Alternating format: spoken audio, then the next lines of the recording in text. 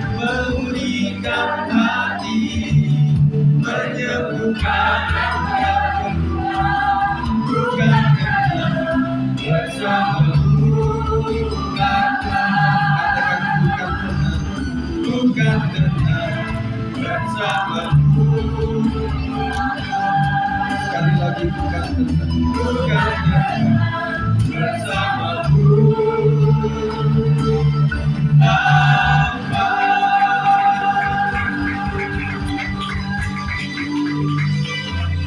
Terima kasih Tuhan Yesus. Kami percaya Tuhan bahwa tempat yang paling tenang adalah ketika kami dekat dengan Tuhan. Hanya dekat Allah saja aku tenang. Dunia begitu bergejolak, Tuhan membuat kami tidak tenang. Oleh sebab itu kami membutuhkan ketenangan yang dari Tuhan. Berkati kami dengan firman Tuhan supaya hamba-Mu menyampaikan dengan baik, dan segala pengganggu roh jahat di udara kami hancurkan dalam nama Yesus Kristus. Berkat Tuhan tiba atas kami. Kemuliaan bagi Tuhan, dengan nama Yesus kami berdoa. Yang percaya katakan amin. Silakan duduk. Shalom semuanya. Shalom. Puji Tuhan, kita bersyukur pada hari ini dalam kesempatan yang indah bersama Tuhan. Dan sekalian kita akan bicara mengenai bagaimana mengalahkan siasat si iblis. Pertama saya akan membaca dalam Mazmur 66 ayat 18 sampai 19 berkata, seandainya ada niat jahat dalam hatiku, Tuhan pasti tidak mau mendengar. Tetapi Allah sungguh telah mendengar, Ia telah memperhatikan doa yang kuucapkan. Dan sekalian, kita mesti hati-hati karena memang hari-hari ini adalah hari yang jahat. Dari manapun iblis ingin menyerang kita. Betul ya, kita harus berhati-hati. Iblis menyerang di bidang tubuh, jiwa, dan roh kita, saudara.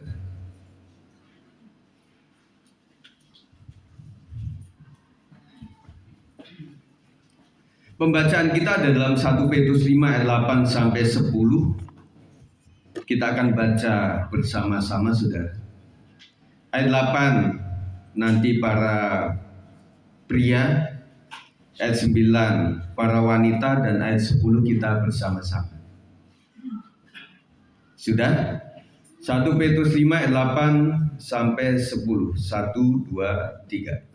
Sadarlah dan lawan musuh iblis dalam jalan piring sama seperti yang mau dan mencari apa yang dapat mengalahnya. Lawanlah dia dengan iman yang teguh, sebab kamu tahu bahwa semua saudara-saudara yang dunia yang menderita yang sama. Sama-sama.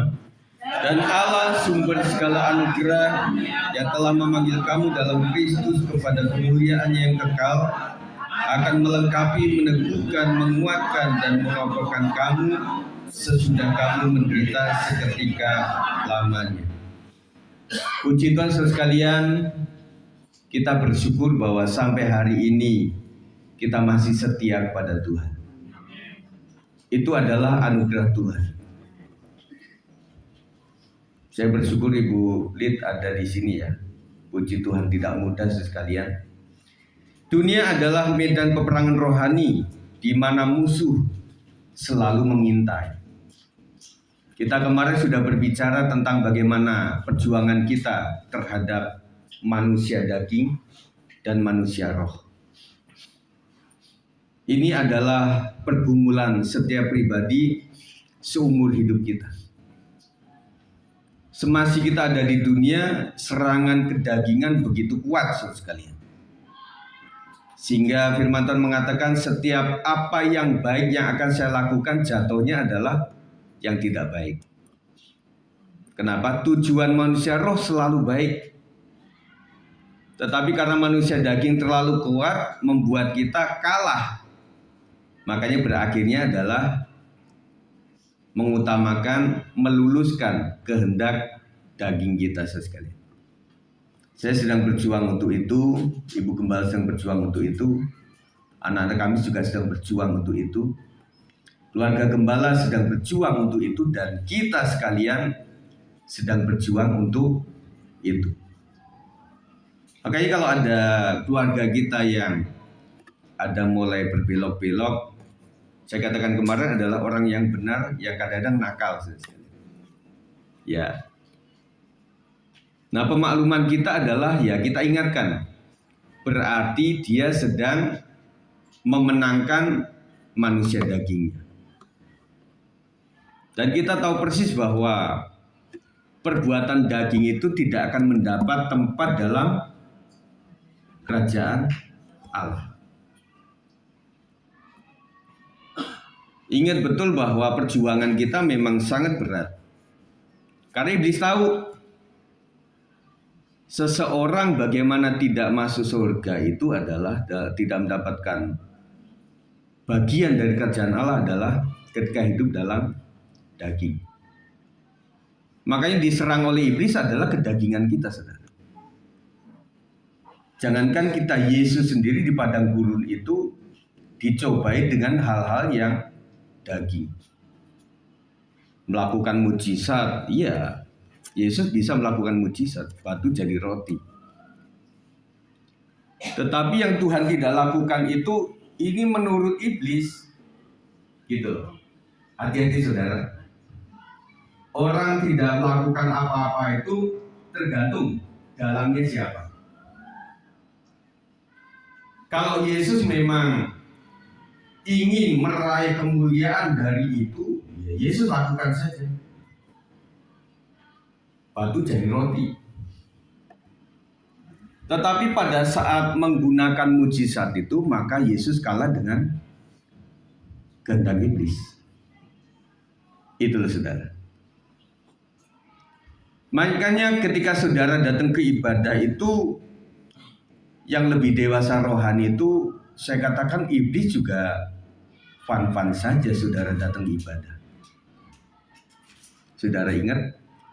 Tetapi dengan catatan engkau hadir ke gereja, tapi waktu orang doa, engkau nggak usah doa. Waktu orang menyembah, engkau nggak usah menyembah. Waktu orang dengerin firman, kamu nggak usah dengerin firman. Artinya des sampai kepada perjuangan kita yang begitu hebat itu datang ke ibadah, kita pulang nggak dapat apa-apa, saudara. Harus hati-hati, saudara. Dan yang membuat keluarga itu merasa tenang karena ya sudah, anakku kan ke gereja. Tetapi kita nggak tahu pada saat di gereja itu mereka nggak dapat apa-apa. Makanya saudara mau gereja kecil, gereja besar, ketika orang habis ibadah itu berkatnya beda, saudara. Berkatnya beda. Ada orang yang diberkati dengan pujian penyembahan, tapi ada orang juga yang nggak diberkati dengan itu. Makanya arahan kita, para orang rohani, para pendeta adalah supaya kita beribadah itu bukan formalitas saja, bukan agamawi, saudara. Nyanyi ya nyanyi, tepuk tangan. Tetapi betul-betul yang kita merasakan hadirat Tuhan itu seperti apa, itu yang kita capai. Itu yang ingin kita raih, saudara. Amin. Jadi bukan sekedar duduk ibadah, ngangetin bangku, habis itu pulang. Dan iblis bilang nggak apa-apa kamu sampai ke gereja, kamu ibadah. Tetapi pada saat, kecuali tertentu ya, pada saat doa berkat dilakukan, kamu pulang saja. Sepertinya itu biasa saja, saudara. Tetapi buat orang yang menyadari bahwa berkat, doa berkat itu ada, dia akan tunggu itu, saudara. Tetapi bukan berarti ya udah Pak Gembala, selama pujian saya di luar saja ya. Waktu menjelang doa berkat saya masuk, terima berkat. Salah juga, saudara. Karena saya melihat berkat Tuhan itu ada di saat ketika salom, ketika doa pembukaan, ketika pujian, ketika mendengarkan firman Tuhan, ada juga ketika doa berkat disampaikan. Anak-anak muda, Pak Gembala, nggak usah bapak lah. Papaku kan juga bisa doa berkat begitu. Ya silakan saja. Tetapi saudara, rangkaian ibadah itu ada makna rohaninya. Semuanya penting. Gereja Betel Indonesia tidak menggunakan baku liturgi itu, saudara. Tetapi kalau gereja-gereja tradisi itu liturginya begitu ketat. Sampai jemaat pun dipandu dengan warta jemaatnya.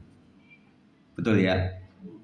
Ada tanda kurung jemaat duduk, tanda kurung jemaat berdiri, ada P pendeta saja atau pemimpin, atau L liturgos, ada yang J yang jemaat, kemudian P plus J pemimpin dan jemaat atau pendeta plus jemaat, diatur saudara sekalian.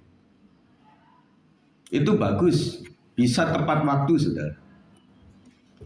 Tetapi rata-rata karismatik tidak seperti itu. Artinya bukan salah, tetapi memberikan kebebasan setiap kita untuk berekspresi kepada Tuhan. Menggunakan bahasa ibu silakan, bahasa Manado, bahasa Timor, bahasa Jawa, bahasa Nias, bahasa Karo. Silakan. Karena Tuhan tahu itu. Bahkan kita mengatakan bahwa sebelum kita ngomong pun minta apapun Tuhan sudah dengar. Nanti jangan salah tangkap lagi, berarti nggak usah doa dong Pak kalau Tuhan sudah dengar. Ngapain capek-capek doa? Enggak juga saudara. Jadi karena Tuhan menjawab doa itu bukan berarti selalu karena Tuhan yang berkuasa, tetapi apakah kita meminta sesuatu atau tidak. Maka mintalah, maka akan diberi. Ketoklah, maka pintu akan dibukakan. Carilah, maka engkau akan mendapat. Ngapain cari-cari kalau Tuhan mau kasih? Ngapain ketok-ketok pintu kalau Tuhan mau buka jalan? Tetapi itu adalah aksi kita sebagai umat percaya. Kita bukan robot yang di remote, saudara. Tek, senyum, tek, ketawa, tek. Kita bukan robot. Ada free will di dalam kehidupan kita. Kita bebas memilih. Tetapi bagi orang yang mau bertumbuh di dalam Tuhan, dia akan memilih sesuai firman Tuhan. Bukan sesuai kedagingannya. Musuhnya bukan darah dan daging yang kelihatan, namun iblis sebagai penguasa kegelapan. Peperangan kita adalah rohnya. Kalau kita memang menegur seseorang, keluarga kita atau teman kita, kita sedang menegur roh yang ada di dalamnya. Yesus mengasihi orang berdosa meskipun benci terhadap dosa. Kadang-kadang manusia itu membenci salahnya tetapi juga orangnya, saudara. Kita harus bertobat, saudara. Karena apa? Kesalahan ya kesalahan, tetapi kan bukan mesti orangnya yang itu. Nah, karena engkau bersalah ya sudah. Kita ke kelurahan, ke wali kota, saya keluarkan kamu dari keluarga besar. Kamu nggak pakai marga Situmorang lagi. Misalnya begitu, saudara. Nggak akan begitu. Jadi Bapak surgawi itu seperti bapak-bapak, ibu-ibu yang ada di dunia ini. Memperlakukan anak-anak meskipun salah, dia tetap anakku. Amin. Jadi tetap ada pengampunan di situ, saudara. Kita akan belajar sikap apa saja yang harus kita lakukan agar tidak dikalahkan oleh tipu muslihat iblis. Yang pertama, mewaspadai ancaman. Sadarlah dan berjaga-jagalah. Lawanmu si iblis berjalan keliling sama seperti singa yang mengaum-ngaum dan mencari orang yang dapat ditelannya. Iblis digambarkan seperti singa yang mengaum, mencari celah untuk menjatuhkan orang percaya yang lengah. Jadi ada orang yang menafsirkan bahwa iblis itu singa. Kok Yesus kan singa dari Yehuda. Iblis itu seperti singa yang mengaum tetapi giginya ompong. Karena kuasanya sudah dihancurkan ketika Yesus mati di kayu salib. Siapa yang pernah ke Taman Safari atau Ragunan, saudara? Pak Bos sering ya, Pak. Saya pernah dengar singa mengaum nggak, Pak? Sering ya? Atau gara-gara apa Pak mengaum? Meskipun singa itu ompong, saudara, kalau aumannya itu cukup serem kita. Ya, jangankan singa kucing aja kita dan serem, ada beberapa orang serem. Ada anjing serem gitu. Tetapi sebenarnya mereka itu sudah tidak punya daya, kekuatan, saudara. Kalau saudara ada dalam Kristus.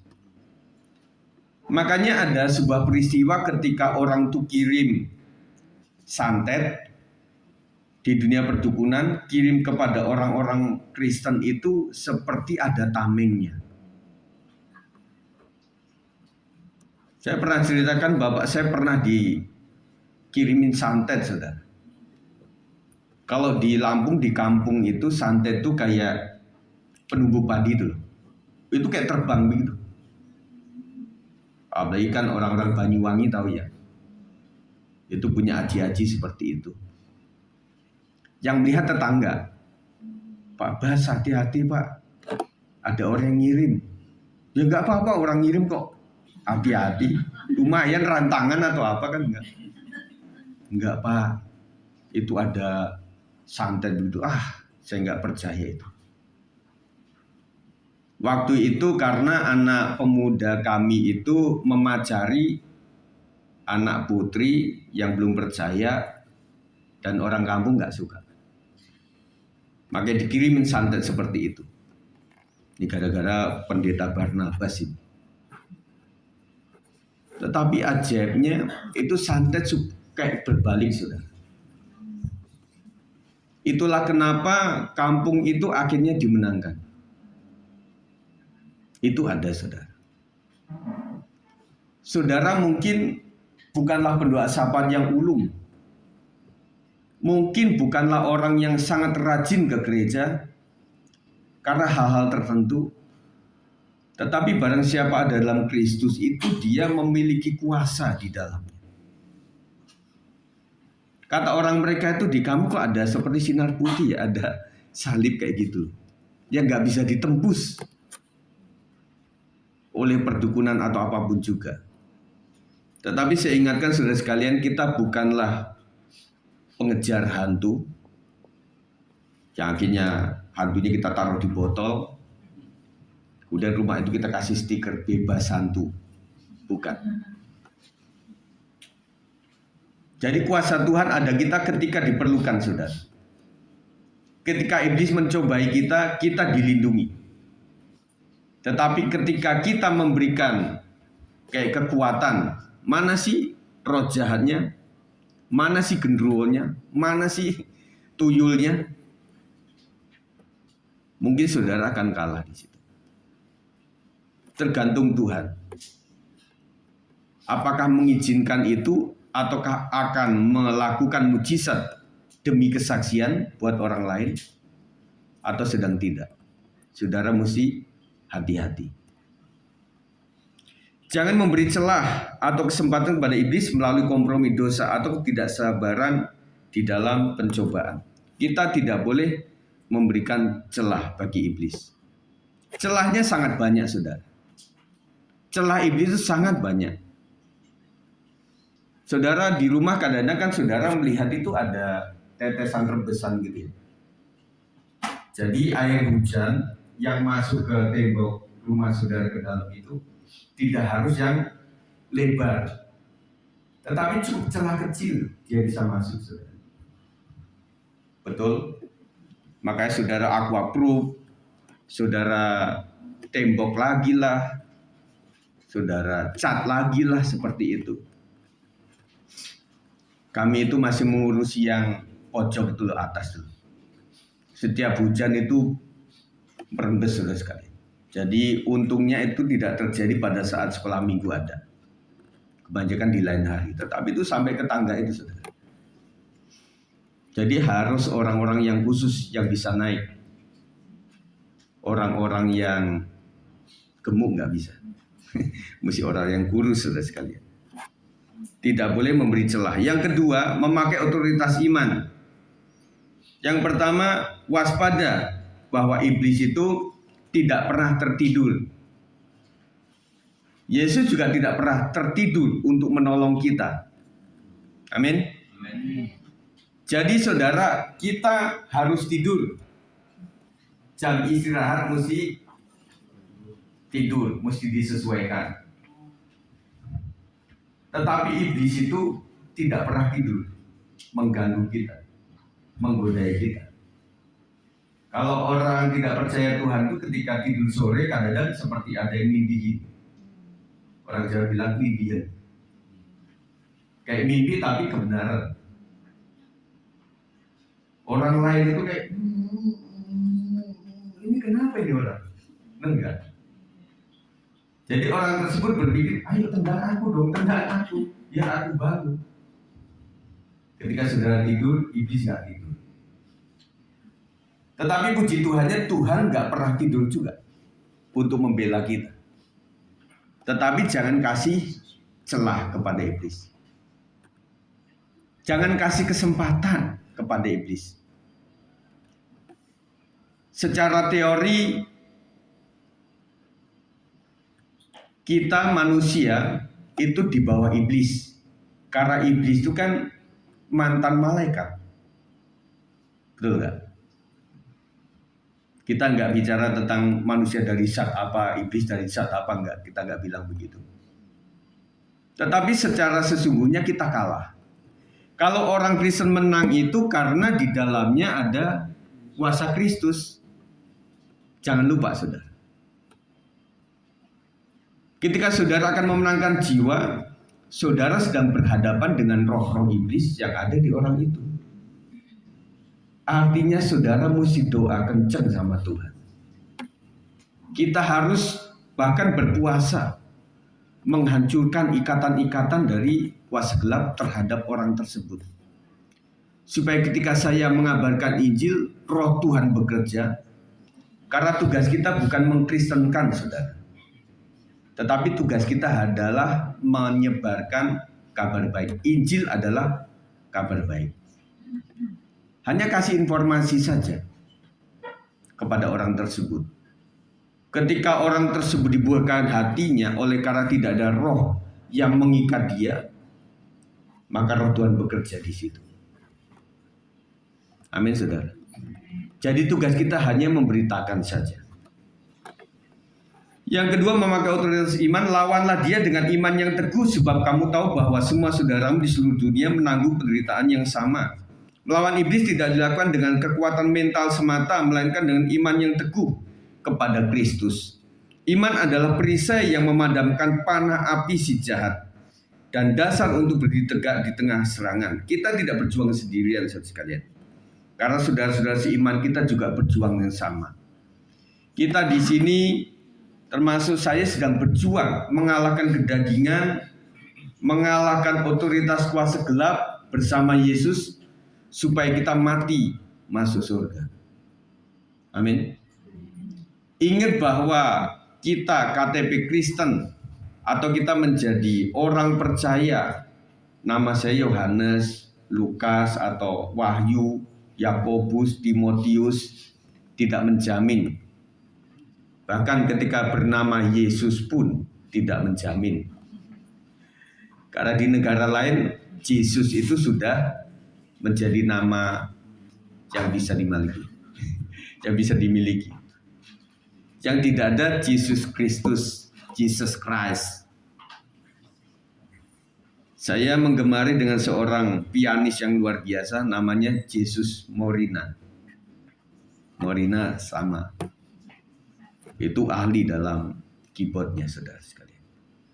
Jadi nama Yesus saja nggak menjamin, saudara. Betul? Tetapi meskipun namanya itu adalah Usman, namanya bin siapa, begitu ya, saudara. Tetapi kalau memang di dalamnya ada Kristus, dia bisa masuk surga. Amin. Jadi bukan tergantung sama nama, saudara. Meskipun namanya Saprudin, kalau takut akan Tuhan ya memang masuk surga.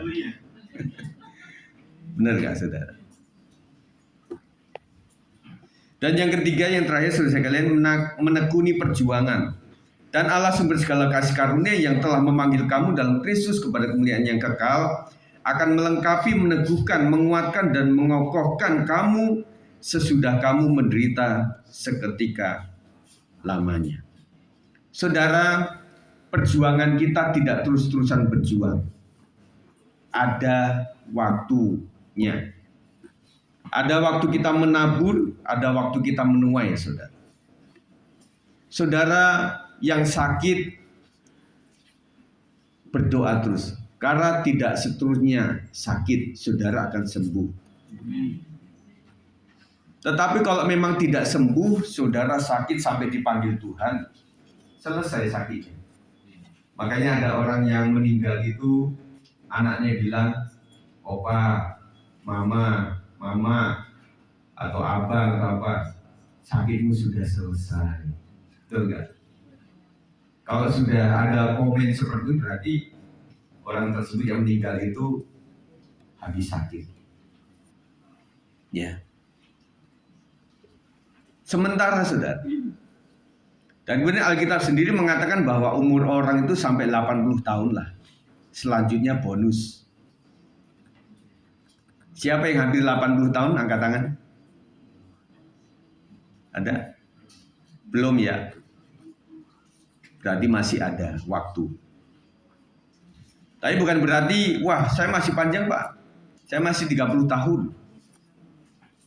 Sekarang di rumah sakit, saudara, kalau saudara sering berkunjung ke rumah sakit atau sedang kontrol, itu anak-anak muda juga banyak yang sudah sakit. Dan anehnya yang cuci darah seumuran SMA juga banyak. Karena minumannya ya soft drink, minumannya Coca-Cola, minumannya yang Sprite gitu zaman dulu.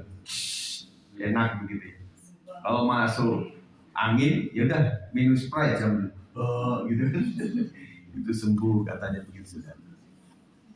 Makanya teman-teman sekalian yang sudah umur kemudian saudara merasakan ada sakit-sakit, memang ada riwayat mudanya seperti itu. Pak Beni begitu juga ya Pak Beni ya.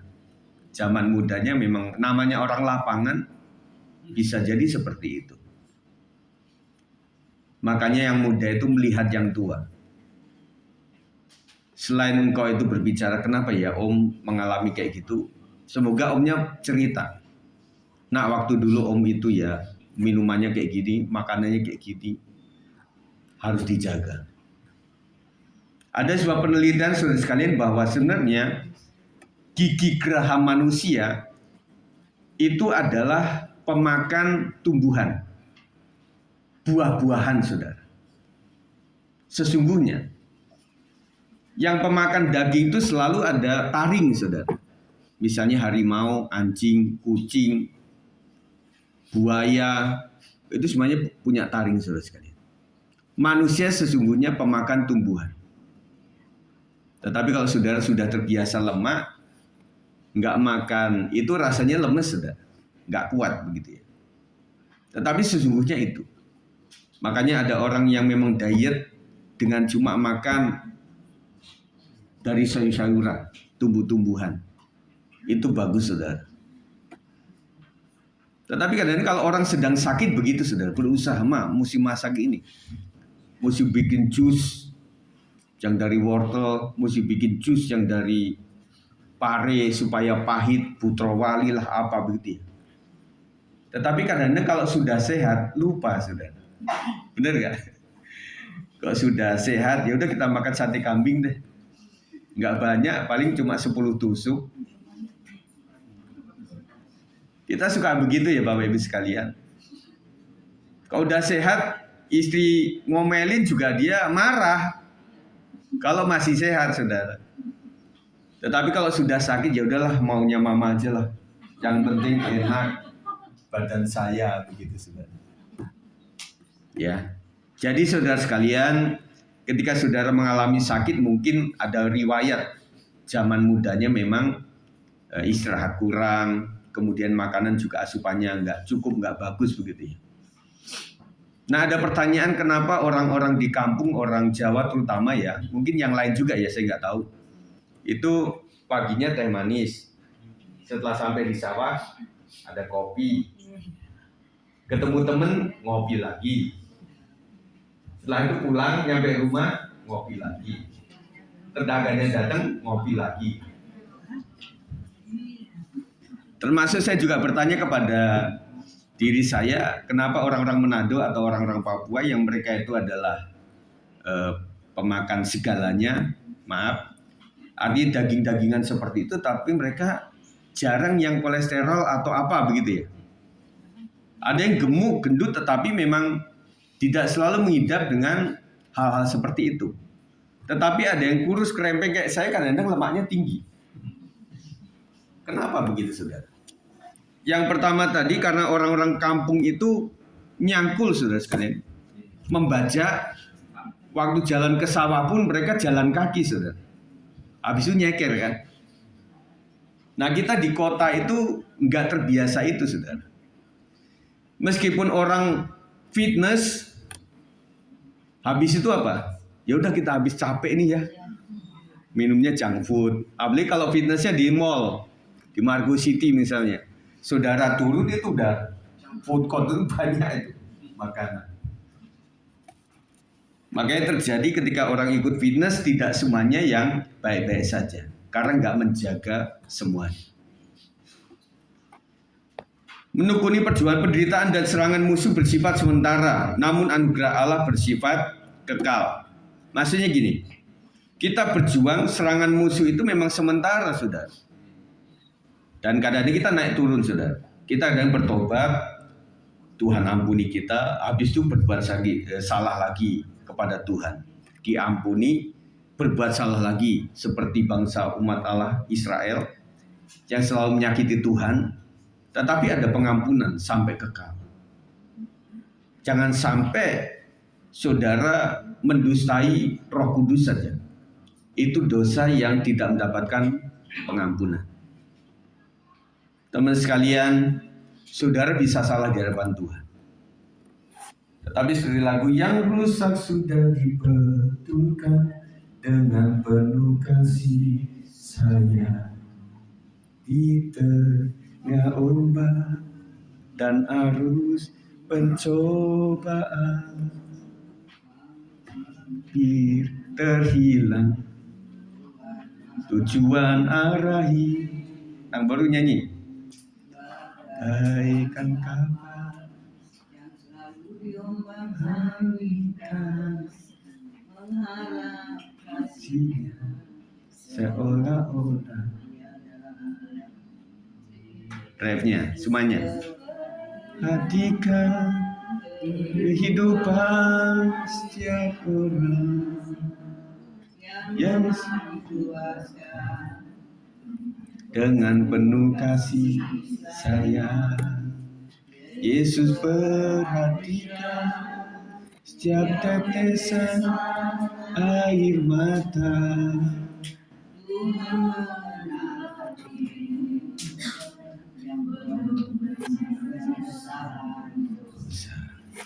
Puji Tuhan sekali. Nang Boru memang dia suka ciptakan sesuai pengalaman beliau. Tetapi Tuhan melihat air mata kita, saudara. Amin. Tuhan mendengarkan setiap doa-doa kita. Makanya kata firman Tuhan, buka kamar, masuk, tutup pintu, doa di situ. Dan Tuhan mendengarnya, saudara. Tuhan sendiri yang akan memulihkan, meneguhkan, menguatkan, dan mengokohkan umatnya yang tetap bertahan. Kita membutuhkan kesetiaan untuk bertahan, saudara. Ya, jangan sampai satu pencobaan kita tinggalkan Tuhan. Satu pencobaan tinggalkan Tuhan. Begitu nggak berharganya kesetiaan kita, saudara. Tetapi kita mesti alot mengikut Tuhan itu.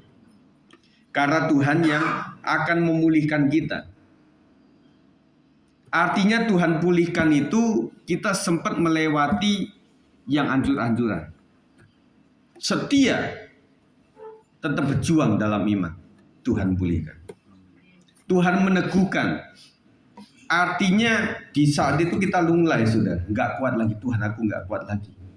Dokter sudah vonis, keluarga juga sudah angkat tangan, semuanya sudah didoakan. sudah tumpang tangan, melalui Zoom, melalui online, sudah kita doakan semuanya. Tetapi kejadiannya tetap sama. Tuhan teguhkan, nah tetap kuat dalam iman.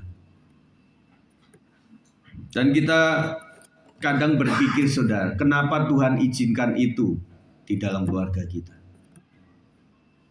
Itu pertanyaan yang panjang, yang mungkin nggak tahu kapan terjawabkan itu. Tetapi Alkitab cuma mencontohkan satu saja, yaitu Ayub, saudara. Ayub itu bertahan di tengah-tengah hujatan sahabat-sahabatnya. Bahkan istrinya pun yang harus mendampingi.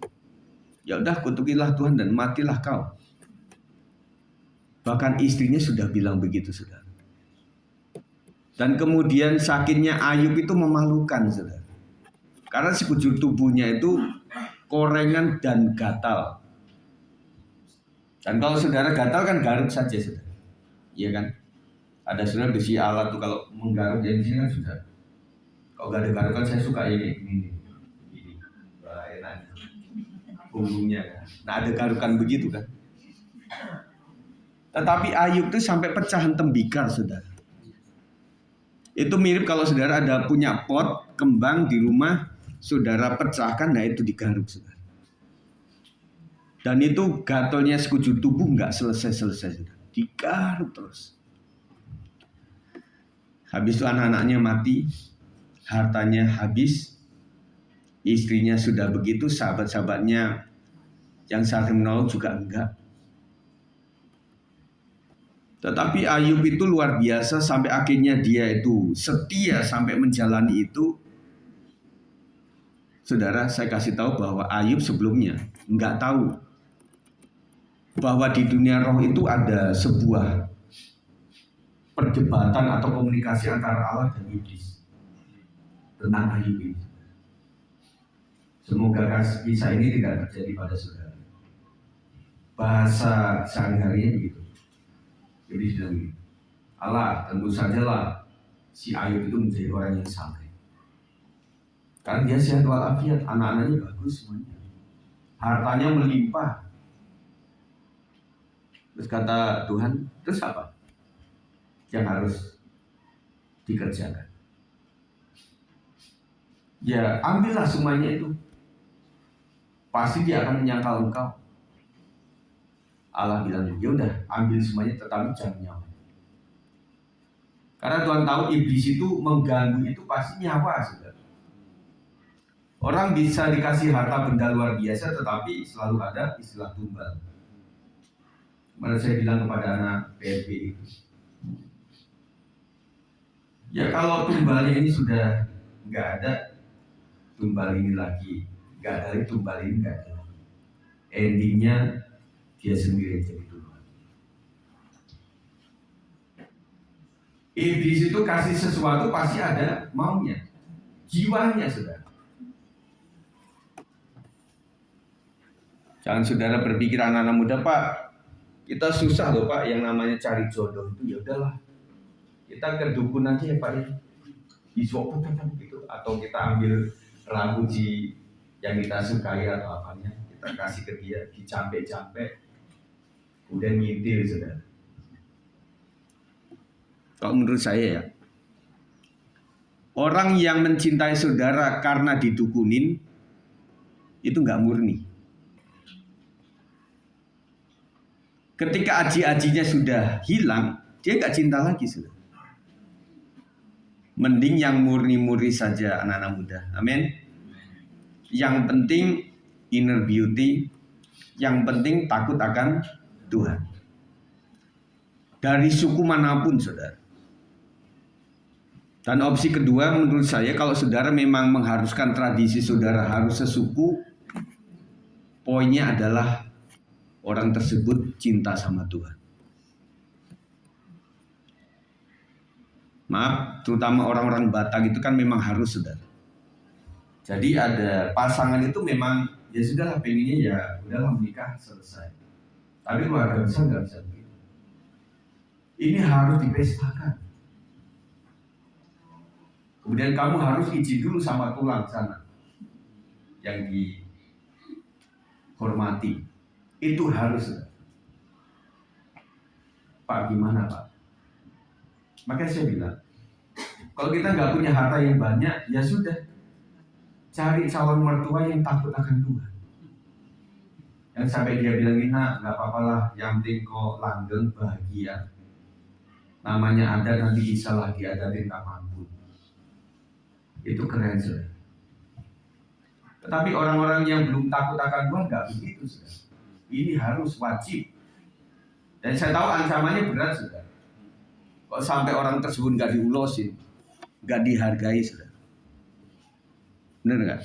Nggak dihargai, saudara. Bahkan yang lain suku pun harus diadatin, dikasih marga apa gitu. Misalnya Jason ketemu sama orang Batak, dikasih Jason Situmorang. Betul kan? Misalnya begitu, saudara. Ya anak saya sendirilah contohnya. Benar nggak, saudara? Nah itu, saudara. Jadi juga pemikiran bagi kami adalah untuk memilihkan jodoh-jodoh dia. Kita kasih pilihan jodoh. Kata anak kita, ini bukan zaman Siti Nurbaya yang dijodohin. Saya tanya Bapak Ibu, yang dijodohin siapa? Ada nggak? Nggak ada ya? Nggak ada ya? Karena eranya nggak beda ya. Era zaman dulu dijodohin semuanya. Dikasih jodoh juga, kita kasih bebet, bibit, bobot. Anak kita nggak cinta sama dia. Iya nggak? Oke, ya udahlah. Kalau dari keluarga teman-teman Batak kan ada namanya apa itu? Yang dari saudara sendiri itu pariban. Ya udah kita cariin pariban, ada tuh. Dan buat orang tua kan pengennya ya pariban yang ada duitnya lah, mana gitu ya. Tapi kadang anak kita belum tentu mau. Betul ya? Belum tentu mau. Intinya mereka cari sendiri. Tetapi anak-anak muda, kalau dari Om sebagai gembala adalah carilah yang takut akan Tuhan. Ada cari yang mesti kulitnya putih. Jatuh kalau beberapa orang nias itu dimanapun kayaknya tetap putih. Ya. Ya, rata-rata Pak ya. Ya saya lihat kita kan ada Papa Michael itu ya. Waktu saya sama istri lihat drakor tuh, ini kok kayak Pak Soleiman. Ada yang mirip-mirip orang Korea, saudara. Tetapi kalau orang Jawa itu gampang hitam, susah putih. Nah ya. Ini kan lumayan lah, saya nggak terlalu inilah. Sebenarnya putih juga enggak sih. Tapi kalau saya ke Lampung seminggu aja itu langsung hitam. Ya. Tetapi beda sama orang Chinese ya. Kalau mereka panasan ke Bali misalnya merah kayak udang rebus, merah gitu saudara. Kalau orang Jawa ngejelitan, hitam gitu ya. Nah saudara sekalian, anak-anak kita punya kriteria lah. Oh ya, kulit putih atau hidung mancung atau seperti apa. Tapi sekali lagi saya katakan buat teman-teman sekalian yang tidak punya kriteria seperti itu, kita akan berakhir menjadi manusia yang diubahkan, manusia yang sempurna. Sempurna artinya wujudnya akan sempurna, saudara. Ibu-ibu, bapak-bapak, ketika anak lahir, yang dilihat kelengkapannya, betul nggak? Ya kakinya baik, tangannya baik, matanya baik, hidungnya ada, semuanya ada. Puji Tuhan.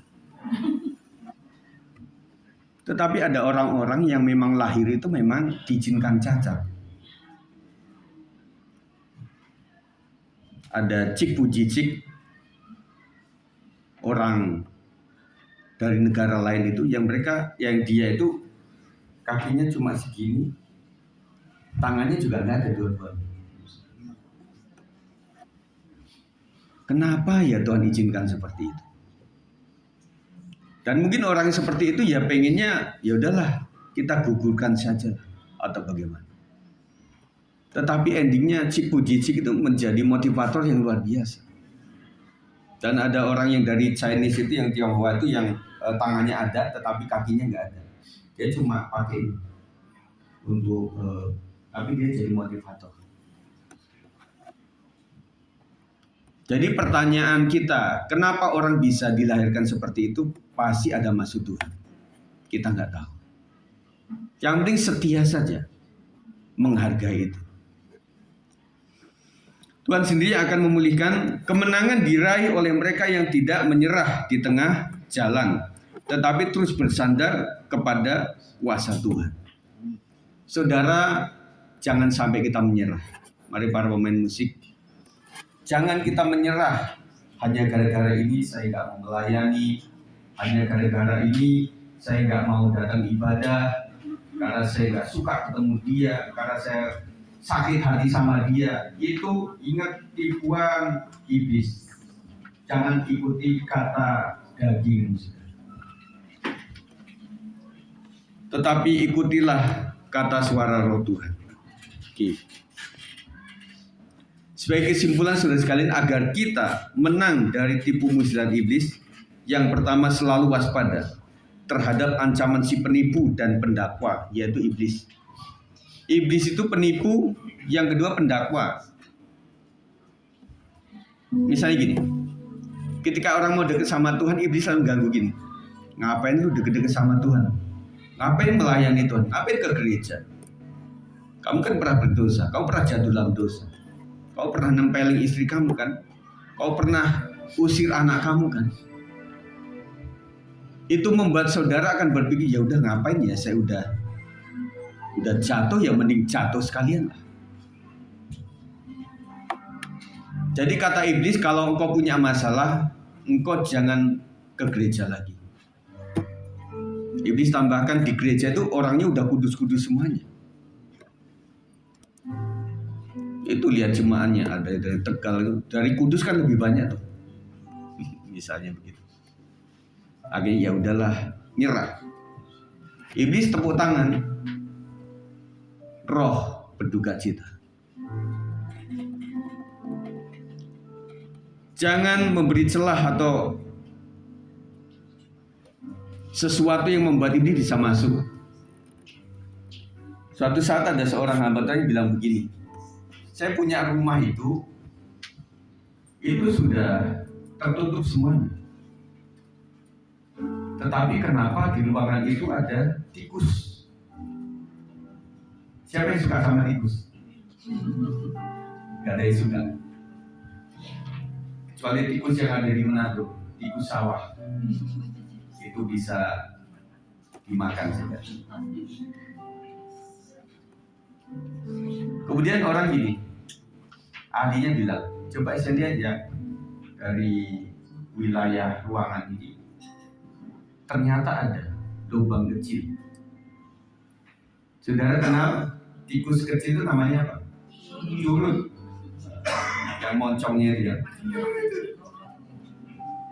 Kata ahli begini, tikus itu yang kecil itu tidak membutuhkan lubang yang lebar, karena tikus bisa elastis, bisa mengempis, jadi dia bisa masuk.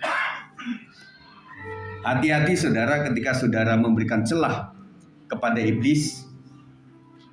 Yang saya sering ilustrasikan adalah ketika saudara di jam ibadah, kemudian saudara pernah janji sama teman dan kemudian pernah pergi bareng di saat minggu itu adalah salah satu celah yang membuat saudara akhirnya berikutnya yang kedua, tiga susah untuk menolak. Loh, yuk kita jalan yuk. Nggak bisa, karena saya harus pergi ke gereja. Bulan lalu kamu bisa. Sekarang kamu udah nggak friend lagi sama saya. Saudara terganggu. Celah awal. Tetapi kalau dari awal saudara bilang nggak bisa, saya karena harus ibadah, saudara akan dihormati. Dan ketika para alumni mau kumpul di hari Minggu itu, ada satu orang bilang, jangan aja dia karena dia harus ibadah. Yaudah kita hargai. Yang kedua, di saat iblis bekerja, gunakan otoritas iman yang teguh sebagai orang percaya. Iblis membisikkan apa? Kita hanya bicara kepada firman Tuhan. Iblis katakan, kamu tidak akan sembuh dari sakitmu. Kita akan berkata, Tuhan berjanji ketika dia mati di kayu salib, dia sudah tanggung segala dosaku dan termasuk Tuhan sudah sembuhkan aku. Itu yang harus kita lawan. Kita dibilang, kamu kan lagi encok, lagi sakit perut, lagi migrain, lagi pusing, begitu kan? Gak usah ke gereja. Enggak. Saya akan berusaha ke gereja, dan kebanyakan ada beberapa orang yang menyaksikan ketika dia ke gereja itu aman.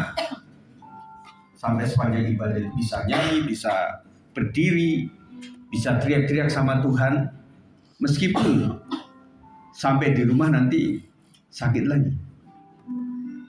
Pijitin dong Pak, sakit. Suaminya bilang, makanya jangan sok-sok sehat, ke gereja lagi. Dan enggak, saudara. Tetapi paling tidak, saudara sekalian, ada beberapa orang yang kecuali tertentu, saudara sekalian, kalau tidak ibadah hari Minggu itu ada seperti ada utang. Ada sesuatu yang kurang. Yang kedua, ada orang bilang, aduh kalau saya nggak ibadah di S56 tuh rasanya kayak belum ibadah. Tapi ada beberapa orang yang mengatakan, saya harus menemani saudaraku karena dia sedang mau menikah, orang HKBP atau orang Katolik atau ONKP atau BNKP, saudara bisa masuk di situ. Tetapi ada yang kurang. Ada beberapa orang yang lebih ekstrim lagi. Pak Sigit, kalau Bapak lagi pelayanan keluar tuh kayak ada rasa yang kurang. Pernah kami itu waktu ditungguin. Kalau Pak Gembala belum pulang, kita nggak pulang. Ada yang begitu, saudara. Itu terserah masing-masing, saudara. Yang ketiga, kita harus tekun dalam perjuangan untuk menghadapi gangguan jahat setiap waktu, karena Tuhan akan melengkapi, meneguhkan, menguatkan, dan mengokohkan kita sesudah kamu menderita seketika lamanya. Penderitaan tidak seterusnya. Selalu ada pelangi sehabis hujan. Kalau saudara lagi punya masalah, katakan pada keluargamu, kita sedang hujan nak.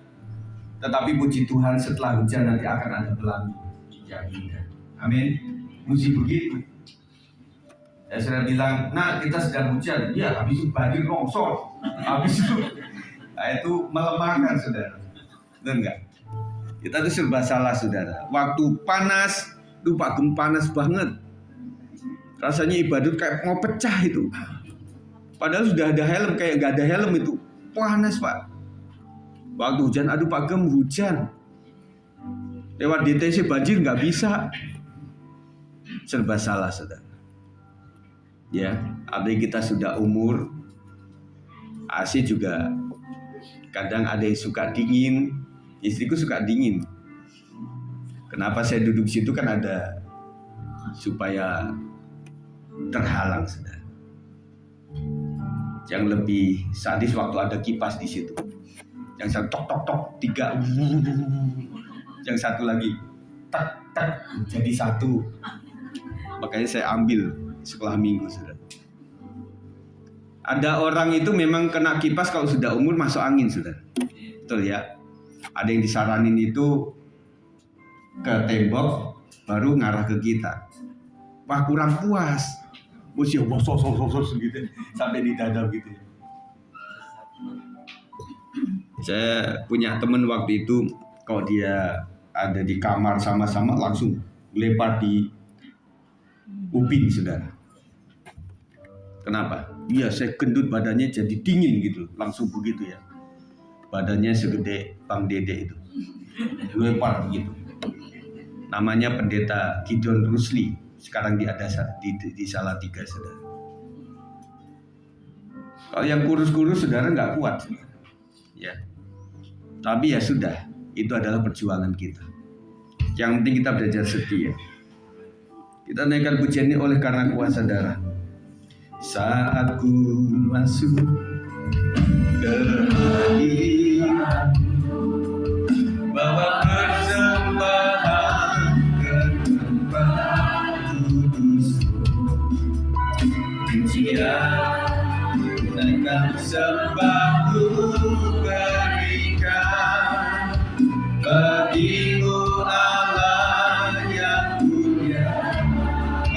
layanganku, kau layanganku menanti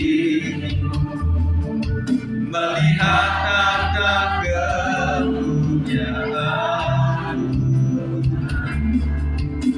siap tunaikan sembah ku berikan bagimu Allah yang punya oleh kuasa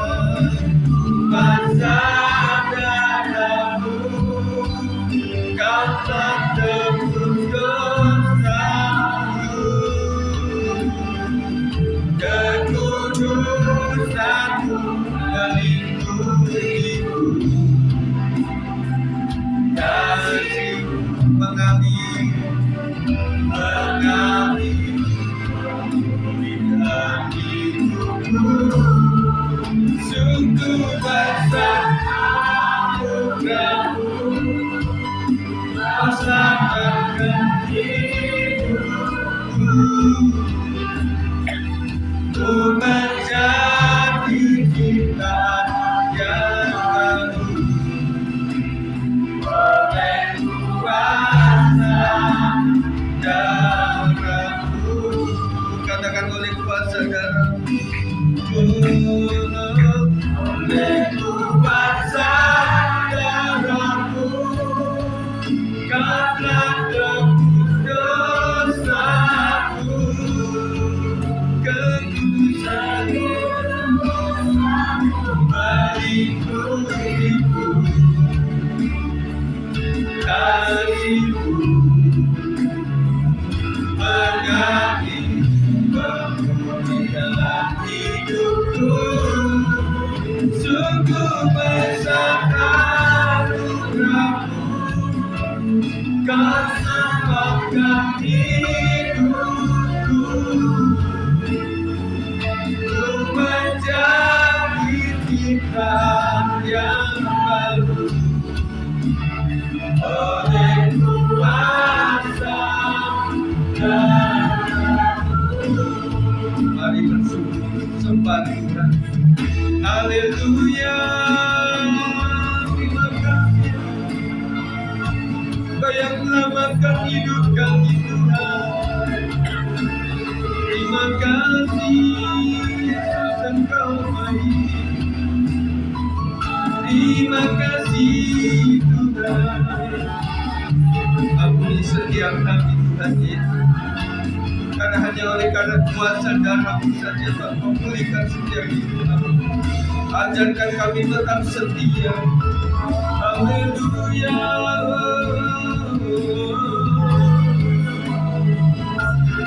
terima kasih Tuhan Engkau sangat baik haleluya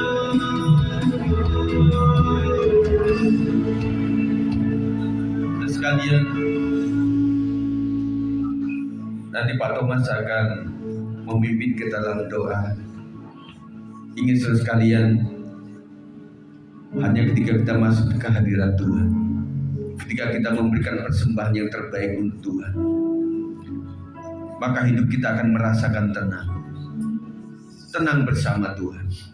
Ketika dekat dengan Dia, masalah boleh ada, sakit penyakit, keuangan, ekonomi, hal-hal yang ruwet dalam kehidupan kita, masalah hati yang susah untuk mengampuni, terganggu. Ketika melihat orang-orang yang menyakiti kita, minta Tuhan memberikan kekuatan, tetap setia sampai Tuhan menyatakan kuasa. Mari Pak Thomas bisa ke depan. Kita naikkan pujian darah.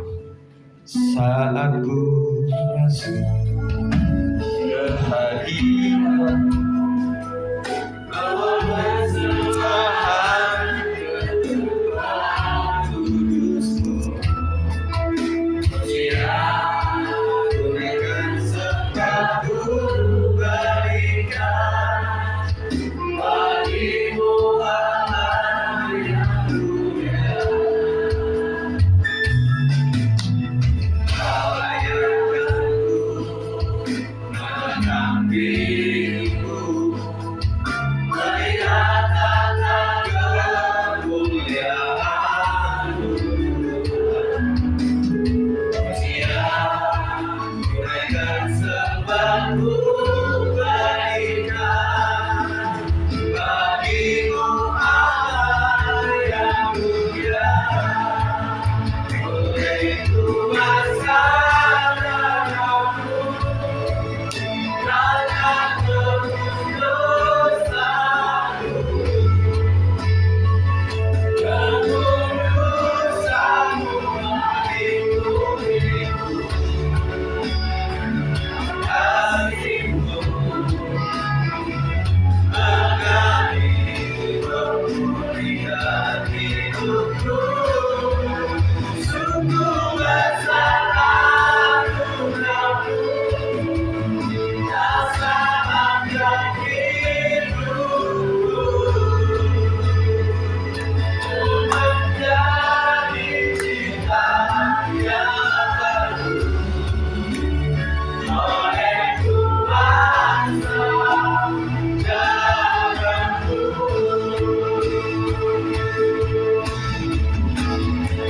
Oleh kuasa darah-Mu, karena tebus dosa-Mu, kekudusan-Mu melindungiku. Kasih-Mu menggali pemulihan hidupku. Sungguh besar anugerah-Mu, tak samakan hidupku. Menjadi ciptaan yang baru oleh kuasa darah-Mu. Menjadi ciptaan yang baru oleh kuasa darah-Mu. Menjadi Tuhan jadi. Amin Tuhan.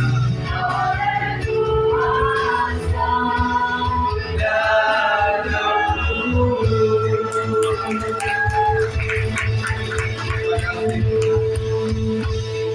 Kami percaya dan yakin bahwa kami menjadi ciptaan yang baru di dalam Tuhan. Karena Engkau telah menebus kami, Engkau telah menyelamatkan kami. Kami tidak memiliki keraguan sedikit pun, tapi kami percaya bahwa bersama Tuhan hidup kami. Terima kasih Tuhan buat firman yang sudah kami dengarkan pada hari ini. Biarlah senantiasa firman Tuhan yang kami dengarkan ya Bapa menjadi kekuatan bagi kami, menjadi rema dalam hidup kami, sehingga hari-hari kami semakin melekat dengan Tuhan, kami semakin kuat di dalam pergumulan kami yang ada Tuhan. Kamu berkati setiap kami, Kau berikan kekuatan kepada setiap kami ya Tuhan, sehingga setiap ada pencobaan-pencobaan dari si iblis yang menghasut setiap kami, agar kami menjauh daripada Tuhan. Kami berkata di dalam nama Yesus, menyala Engkau dan menjauh dari hidup kami, karena yang ada dalam hidup kami adalah Yesus Kristus yang sudah mati di kayu salib menebus setiap dosa kami. Terima kasih Tuhan, Kau berkati Bapak Gembala Raihan Sigit yang sudah berkati kami lewat kebenaran firman-Mu. Tuhan, Kau berkati terus hamba ini ya Tuhan, tambah-tambahkan hikmah ya Tuhan, sehingga setiap firman yang keluar dari mulut bibir hamba-Mu Tuhan bisa memberkati setiap kami. Kau berkati keluarga, Kau berkati istri, anak, orang tua juga Tuhan. Kau berkati keluarga besar kami serahkan di dalam tangan Tuhan. Biarlah senantiasa berkat Tuhan, penyertaan Tuhan, perlindungan Tuhan ada dalam kehidupan keluarga Gembala kami ya Tuhan. Terima kasih Bapak yang baik, Kau berkati para pelayan Tuhan yang sudah mengambil bagian pada hari ini ya Tuhan. Kau berkati WLC, pemain musik, penari, sound system Tuhan, LCD, bahkan pendoa Tuhan, Kau akan memberkati. Tidak terlupa juga buat jemaat-jemaat Tuhan, Kau akan berkati. Biarlah senantiasa seluruh jemaat GBGS dimanapun diberkati oleh Tuhan. Karena kami percaya di saat kami bersandar kepada-Mu Tuhan, Di situ Engkau akan menjawab setiap pertanyaan kami. Engkau menjawab setiap pergumulan kami. Apa yang kami butuhkan? Kami percaya bahwa Tuhan sudah menjawab tepat pada waktunya. Kau berkati pekerjaan kami Tuhan, Kau berkati usaha kami, Kau berkati pendidikan kami ya Tuhan. Biarlah senantiasa kami berbeda dengan orang-orang yang tidak punya Tuhan. Terima kasih Bapak. Jemaat Tuhan yang sakit siang hari ini berdoa di dalam nama Tuhan Yesus. Biarlah senantiasa kesembuhan yang akan terjadi. Karena Engkau adalah dokter di atas segala dokter, tabib di atas segala tabib ya Tuhan. Kami percaya bahwa kesembuhan daripada Tuhan akan terjadi buat jemaat GBI SK1. Terima kasih Tuhan. Rencana kami ke depan Tuhan, ada agenda kami, acara kami, ibadah pada kami serahkan ke dalam tangan Tuhan. Biarlah senantiasa Tuhan ibadah padang kami menjadi ibadah padang yang menyenangkan hati Tuhan. Kau berikan kesatuan hati bagi kami. Biarlah senantiasa kami memberikan yang terbaik untuk ibadah ini ya. Terima kasih. Pembiayaan yang kami butuhkan Tuhan kami serahkan denganmu, karena kami percaya bahwa Tuhan adalah Tuhan yang kaya buat setiap kami. Kalau siang hari ini kami rapat Tuhan para panitia, Tuhan sertai kami, lindungi kami, satukan hati kami sehingga apa yang kami bicarakan pada hari ini bisa ada jawaban yang tepat. Terima kasih. Kami berdoa dalam nama Tuhan Yesus. Haleluya. Amin.